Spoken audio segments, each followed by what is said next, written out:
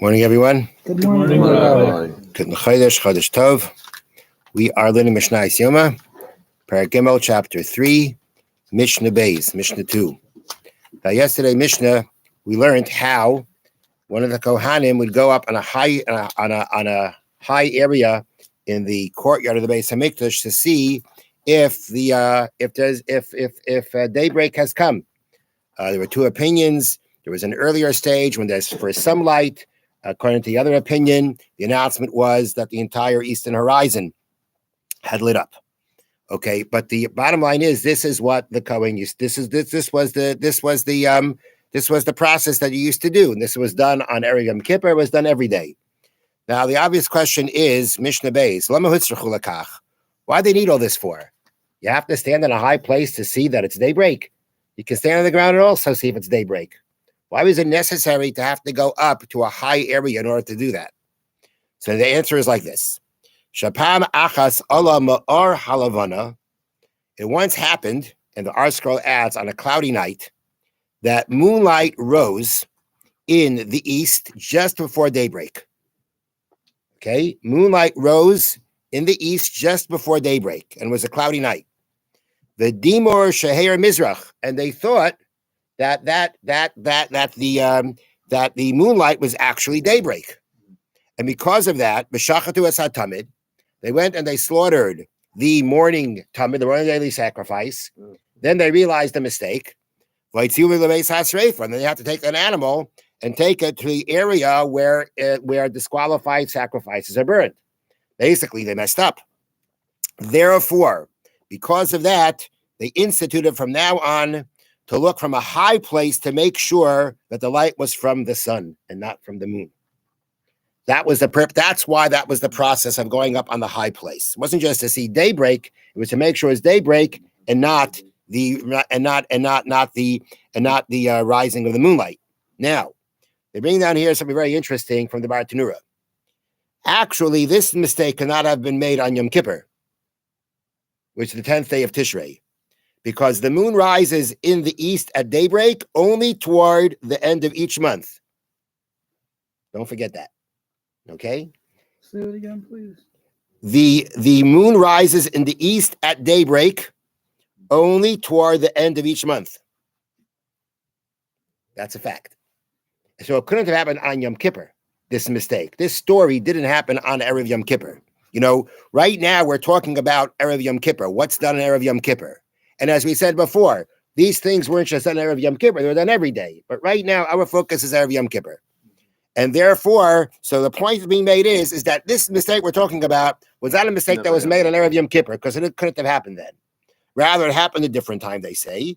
Still, the procedure described in the previous Mishnah took place every morning, including Yom Kippur. Actually, it's Yom Kippur itself, to prevent a similar mistake. You know, other mistakes can kind of happen too on a cloudy night, and mistakes can be made. So therefore, they did this procedure every Yom Kippur and Yom Kippur morning and every morning, even though the actual story that took place only could have happened at a specific point of the month. All right. Now, after they went through the process of announcing that the morning has arrived, they took the Kohen Gadol down to the place of immersion. They brought him down to the mikveh that was there in the Beis Hamikdash. Now, it's important to know, and it's going to be specified in next Mishnah, that no Kohen can enter the courtyard of the Beis Hamikdash without going to the mikveh first. You cannot enter the courtyard of the Beis Hamikdash without going to the mikveh first. And that is what the Kohen Gadol did now, and that's what every Kohen had to do every day. Now, the Mishnah digresses away again from Yom Kippur and discusses a general halacha about a Kohen having to go to the mikveh when he is at the Beis Hamikdash. Za'aklal, this is the rule. Za'aklal haya b'mikdash. This was the rule in the Beis Hamikdash. Kala meisech es raglav ton tvila. Meisech raglav is a term for moving one's bowels. If he moves his bowels, he has to go to the mikveh. That means he's a kohen. He started his day off going to the mikveh before he could go into the chatzar or into the Beis Hamikdash, do whatever he wanted to do, whatever he needed to do. While during that point of time, he had to move his bowels. After that, he has to go to the mikveh again before he can continue doing his service in the Beis Hamikdash. That means anybody who urinates, he needs to sanctify his hands and feet. Now, Kiddush Yadayim Raglayim, sanctifying one's hands and feet, was done by every kohen every morning.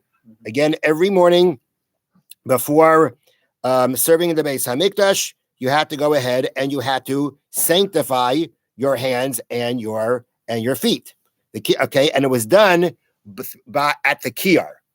Now, let me tell you how they explain that here. The kiyar was a large basin that stood in the courtyard between the Beis Hamikdash and the Mizbech and the altar.